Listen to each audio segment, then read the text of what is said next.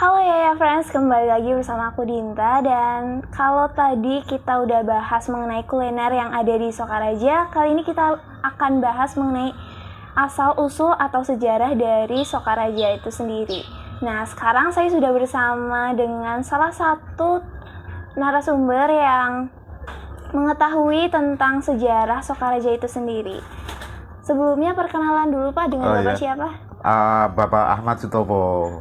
Bapak Ahmad Sutopo. Iya. Apa kabar Pak sebelumnya? Baik, alhamdulillah. Alhamdulillah ya Sehat. Pak. Iya. Nah, mungkin tanpa berlama-lama langsung masuk aja ke topik utamanya. Oh, iya. Jadi setiap daerah kan tentunya memiliki sejarahnya masing-masing. Nah, kalau Sokaraja itu sendiri asal usulnya itu bagaimana Pak? Oh, asal usul kota Sokaraja itu Iya. dulu konon katanya itu kronologis terjadinya nama kota Sokaraja itu antara raja dan titian. Oh, raja Jadi dan titian. raja yang selalu patuh dengan pimpinan walaupun udah raja. Iya. Tapi selalu mempertahankan negara Republik Indonesia. Sejarah ya. Konon negara Indonesia kan dijajah ada 350 tahun. Oleh Betul. Belanda. Jadi punya keistimewaan Linuih itu raja. Jadi punya sejarah yang sampai diabadikan. Nama Sokaraja itu kronologisnya Soka Raja, terjadi dua nama. Soka adalah jaran, raja adalah ya penguasa. Jadi sangat setia sekali raja itu punya jaran itu, jadi dinamai Sokaraja. Terus kronologisnya terjadi banjir Sokaraja.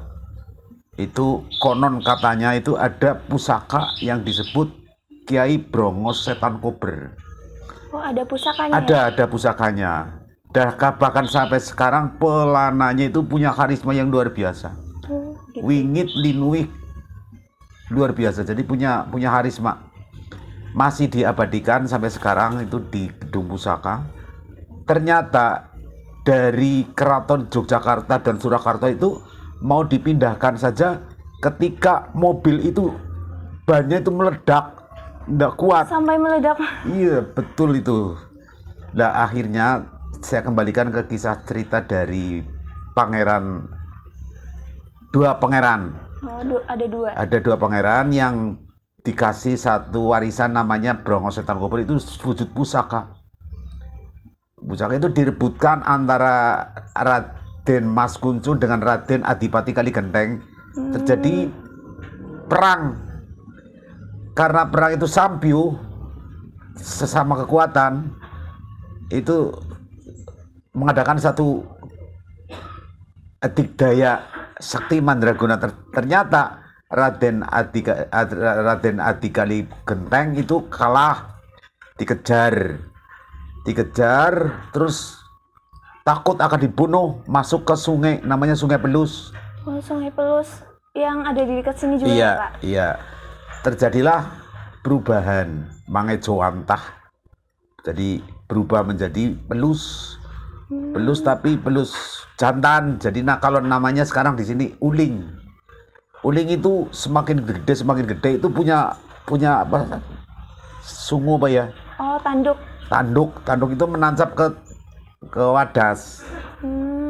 Gitu. Jadi sampai sekarang kalau ternyata orang Purbalingga mandi atau bermain di Sungai Pelus itu banyak terjadi hilang. Oh, banyak yang hilang Banyak Pak, jadi di Sungai iya, Pelus. jadi amit-amit ya kalau itu sih sugesti. Tapi banyak sekali yang terjadi. Jadi ketika orang Purbalingga itu mandi di Sungai Pelus itu tolong hati-hati lah. Ingat kepada Allah yang punya alam itu, yang menjaga alamnya itu. Karena di situ sudah terjadi beberapa kali orang yang mandi di Sungai Pelus, orang Purbalingga, banyak yang tenggelam. Oh, jadi korbannya kebanyakan Iya, dari secara logika, secara rasional itu tidak masuk akal. Iya. Beliau bisa berenang, kenapa kok sampai bisa meninggal? Jadi wallahu a'lam bishawab. Itu sedikit cerita tentang kronologis atau histori tentang Sokaraja. Jadi kurang lebihnya mohon maaf. Itu yang bisa saya sampaikan sedikit saja. Tadi kan disampaikan bahwa itu kan ada perebutan pusaka. Pusaka. Nah, kalau boleh tahu itu pusakanya dalam bentuk apa, Pak? Namanya itu punya kekuatan linuih. Heeh. Jadi untuk bela diri, yang jelas itu adalah punya karisma. Artinya brongos setan kober yang direbutkan masih diabadikan sekarang di gedung pusaka. Dalam bentuk keris atau Keris, apa, Pak? keris. Oh, dalam bentuk keris. Ya, keris brongos setan kober. Itu terjadi perang. Jadi mudah-mudahan kalau diceritakan itu kan legenda ya. Iya, cerita legenda. Iya, jadi mohon maaf untuk wilayah Purbolinggo dan wilayah Sokaraja kalau terjadi satu membangun mahli rumah tangga, biasanya banyak sekali terjadi malapetaka. Oh, jadi nggak cocok gitu ya, Pak? Nggak, artinya Atau gimana? Artinya begini, karena jangan terlalu percaya dengan mitos itu, mbok berbau sirik. Iya. Tapi banyak yang terjadi ketika orang Sokaraja dan orang Purbalingga itu membangun rumah tangga, itu banyak sekali kendalanya, cobaannya. Tapi yang punya turunan, punya omongan sampai sukses ya banyak. Itu hanya cerita sebagian itu. Dan sekarang kalau mau membuktikan boleh, ada pusaka tombak itu di Kiai Pleret namanya. Tombak Kiai Pleret di Ndoro Wahel. Kalau boleh Anda boleh pengen tahu panjenengan itu Polsek Sokaraja, nanti ada dalan persis sekali itu totogan dalan dari Polsek ke utara, ada pal pintu gerbang, dulunya pintu gerbang masih diabadikan sampai sekarang. 2 pal itu namanya Ndoro Wahel. Jadi ada kisah sendiri tentang Ndoro Wahel. Oh, jadi di dalam Sokaraja itu juga ada cerita lain di dalamnya ya, Pak? Ada banyak. Jadi di samping itu ada Ndoro Wahel, ada Mbah Nayandria. Itu kaitannya dengan babat Sokaraja. Konon katanya Mbah Nayandria itu ketika orang Sokaraja yang punya dinasti gen dari Mbah Nayandria itu kalau dilamar dan melamar itu harus memberikan sodakoh tumpeng uceng. Konon ceritanya seperti ini, Mbak. Babat Sokaraja terjadi banjir Sokaraja. Sampai banjir sampai dengan manggar. Manggar itu tahu enggak? Manggar itu adalah bunga kelapa. Oh iya, tahu. Manggar. Iya. Lah itu sampai ke tapas manggar airnya. Nah di situ beribu-ribu bersemayam ikan-ikan uceng. Oh, ikan yang kecil-kecil. Kecil-kecil ya? Namanya ikan uceng. Lah ketika itu Pangeran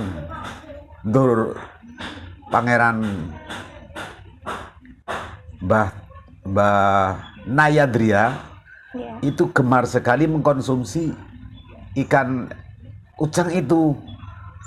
Terus pas besok akan akan menikah, itu banjir dan banyak sekali uceng itu Mbah Nayandria. Jadi beliau itu berikrar, anakku besok turun pitu tedak wolu ketika akan menghadapi merit seperti saya akan menikah. Tolong ingat dengan saya sodakoah ke tepi swiring tangga teparo mitra pitepangan dulur Sinorowedi. Tepi swiring lingkungan tonggo tepali tangga teparo mitra pitepangan dari teman-teman semuanya sedulur Sinorowedi kakang Bokayu sekandung mbah semuanya itu dikasih woro-woro dan memberikan sodakoh dengan tumpeng uceng. Sampai sekarang itu bukan mitos, malah menjadikan berbau religi. Jadi itu sudah dijadikan tradisi turun-menurun ya? Tradisi tapi tradisi religi. Jadi mengikrarkan bahwa besok saya akan menikah, tolong memberikan sodakoh ke seluruhnya dengan tumpeng uceng itu. Itu bisa jadi sebagai pengganti kayak minta doa restu intinya. Betul, ya Pak? Betul sekali. Jadi kalau dengan woro-woro itu dulu kan pakai cincin. Lah itu orang-orang terahnya, dinastinya atau gen dari turunannya ya, turunnya Mbak Nayandra itu tidak memakai cincin. Sebab cincin itu dipakai oleh kakung, itu kata agama itu tidak diperbolehkan. Bukan berarti mengharamkan, tapi tidak memperbolehkan. Karena alasannya nanti saya ceritakan kalau ingin tahu. Boleh diceritakan langsung boleh aja ya? nggak Pak? Oh boleh. Jadi gini, ketika orang muslim mengaku orang muslim dan percaya, non muslim yang percaya, bukan berarti ini milik muslim, tapi karena yang punya sugesti adalah orang muslim, ketika kakung anak laki-laki ndak diperbolehkan pakai emas, cincin kan emas, itu karena dalam emas itu mengeluarkan toksin racun yang melewati pori-pori.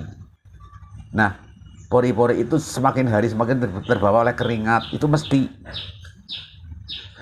Terus karena anak laki-laki balik, kalau pas mau merit kan udah balik ya, mestinya ya, tidak bisa menetralisir darah. Agar Ramadan kan layak pakai emas, tapi kalau kakung itu tidak diperkenankan karena tidak bisa menetralisir darah. Kalau Nun Sewu ini ya, logikanya kan nyambung. Jadi toksin-toksin itu tidak bisa dinetralisir karena tidak ada bisa menetralisir darah, membuang darah kotor. Kecuali punya penyakit bisul wudun itu buang darah kotor itu. Nah, toksin-toksin itu kalau yang memakai perempuan itu bisa ternetralisir dengan setiap bulannya datang bulan. Datang bulan ya, mohon maaf ya.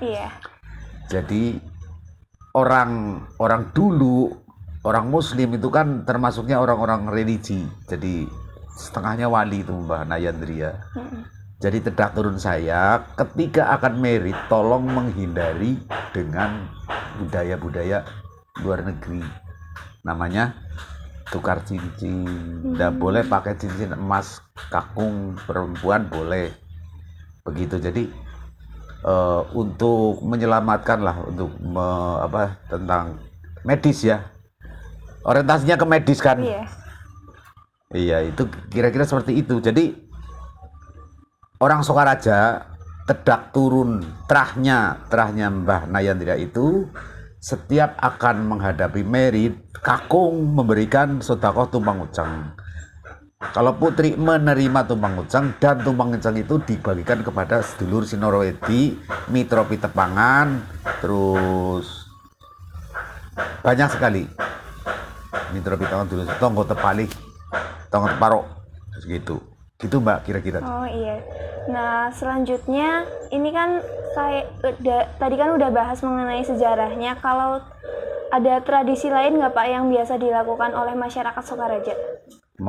Masyarakat Sokaraja banyak tradisi. Di sini ada majruran. Majruran itu adalah lagu-lagu kasidah yang diiringi dengan rebana. Terus paksi muda itu gaya kungfu karate. Seni bela diri. Seni bela diri tapi diiringi dengan musik, pakai lagu-lagu religi, selawat itu. Terus banyak sekali gendingan, selawatan itu pakai genjring, namanya rebana. Iya rebana itu yang dulu. Terus kalau ndak salah setiap ada manten bar perempuan itu harus mengadakan begalan. Oh, berarti masih sama seperti Banyumas ya Pak? Ya Banyumas itu, Banyumas. Karena masih satu rumpun. Satu rumpun termasuk Purbalingga, Banjarnegara, kan disingkat Cipuramas. Itu bukan mengadopsi cerita yang dulu, itu memang bukannya wajib, tapi harus mengadakan begalan. Sebetulnya begalan itu memberikan satu bikolan, katakanlah bikolan harus dikatakan begalan ya. Begalan itu berenang kepang, itu mengandung filsafat yang sangat luar biasa. Filosofi begalan itu banyak sekali. Berenang kepang itu ada ciri, ada mutu, ada banyak sekali umpur rampe yang harus dijelentrehkan itu. Jadi setiap alat atau alat dapur yang ada di Begalan itu memiliki makna masing-masing Makna ya? sendiri-sendiri. Terus kalau Sokaraja kan terkenal banget sama sotonya, sama getuk goreng. Terus ada lagi nggak sih Pak yang menjadi ciri khas Sokaraja? Ada mendoan. Oh, ada mendoan juga? Mendoan itu sampai di Semarang, di luar provinsi, masih karakter Sokarajanya itu kalau bukan yang membuat asli Sokaraja, tangan Sokaraja, rasa dan karakternya itu ndak bisa disamakan. Artinya kalau mendoan bikinan Banyumas karakternya sendiri-sendiri. Oh, jadi karakternya beda-beda ya, Pak? Beda-beda rasa dan karakternya, dan yang membuat yang proses memasak. Jadi komposisi bumbunya, terus gelepung, tepungnya, terus tempe, kedelai itu, terus cara memasak. Jadi ada tersendiri. Karena sekarang sudah termodifikasi dengan alat canggih. Dulu kan ditumbuk. Oh, ditumbuk. Ditumbuk dulu. Dengan ditumbuknya itu dengan membaca sholawat, minta anugerah kepada Allah, dengan tangan, tenaga, dan kreativitas. Dan alatnya sangat tradisional sekali. Pakai kayu, terus ini pakai batang pohon kelapa. Yang namanya alu. Iya, tahu alu. Itu kuliner Sokaraja itu yang terkenal adalah soto, mendoan, keripik, tahu, dan banyak lagi yang asli Sokaraja, ciri khas kuliner Sokaraja. Termasuk getuk goreng juga Getuk ya, Pak? Getuk goreng sudah kondang-kondang sampai dipopularitaskan lagunya Getuk Goreng oleh Waljina. Jadi pernah meledak, popularitas mengorbit itu tahun berapa, tahun 70 itu Getuk Goreng sama mendoan asli Sokaraja. Namanya San Piringat yang menciptakan Getuk Goreng asli Sokaraja itu namanya Pak San Piringat tahun 1918 dulu. Sekarang yang memproduksi sudah orang-orang asing, orang-orang Chinese memproduksi, orang-orang Arab memproduksi, apalagi orang-orang Jawa. Itu, dan di mana-mana ada getuk goreng asli Sokaraja. Jadi asli dan original itu lain. Ya, mungkin itu aja Pak bincang-bincang kali ini. Terima kasih udah berkenan diwawancarai. Nah, jadi episode kali ini sekaligus menjadi akhir perjalanan kita di Sokaraja. Tadi kita udah kulineran dan barusan juga kita udah kulik sejarah mengenai Sokaraja. Dan see you di next episode dengan topik-topik menarik lainnya. Bye-bye.